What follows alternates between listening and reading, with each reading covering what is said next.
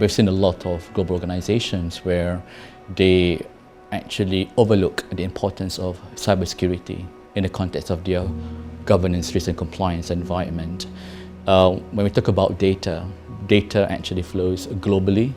For example, from the US to China, China to the rest of the world. So if there's a lack of control within the organization environment, so this is where the organization resilience can be potentially intruded, can potentially hacked.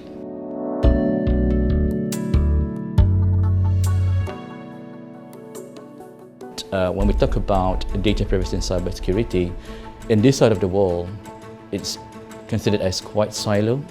We have seen CIO, CISO, and even head of cybersecurity regard cybersecurity program as very much a siloed program where they do not actually align with the wider global governance, risk and compliance program within the organization.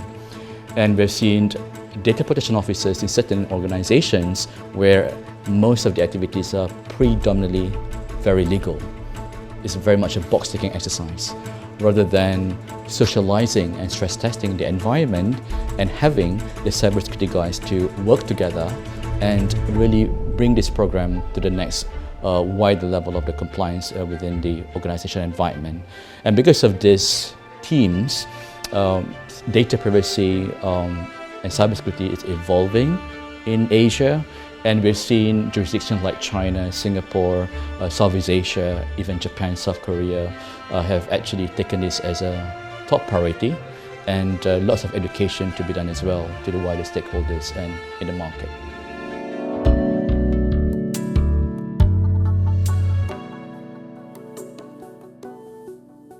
These sectors are predominantly data-driven sector, so they do not have any choice, but they have to comply. They have to comply not only on the data privacy legislation, but also the sector-specific legislation, the sectoral legislation, which also links to the data that they're processing.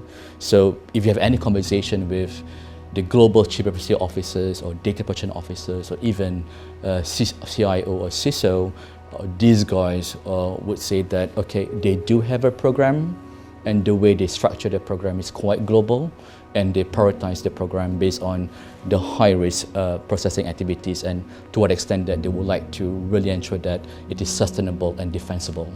I've seen organizations which is in between, in the middle. They're not that matured, but they're not that rudimentary. They're in the midst of complying data privacy and cybersecurity as a journey, as part of their program.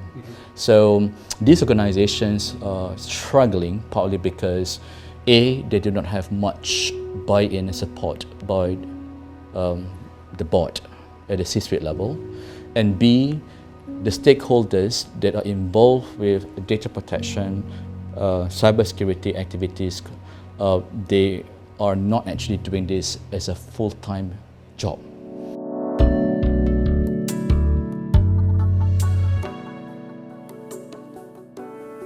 Lawyers to provide legal advice from the beginning. And equally important, once you have secured the sign of legal opinion, it's important to get consultant and vendor to be part of the program from the beginning.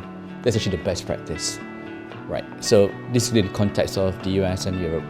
We've seen many of these organizations, they have regarded this as very much like a teamwork, where they have lawyers and consultants and tech vendors subjected to budget and resource. Okay.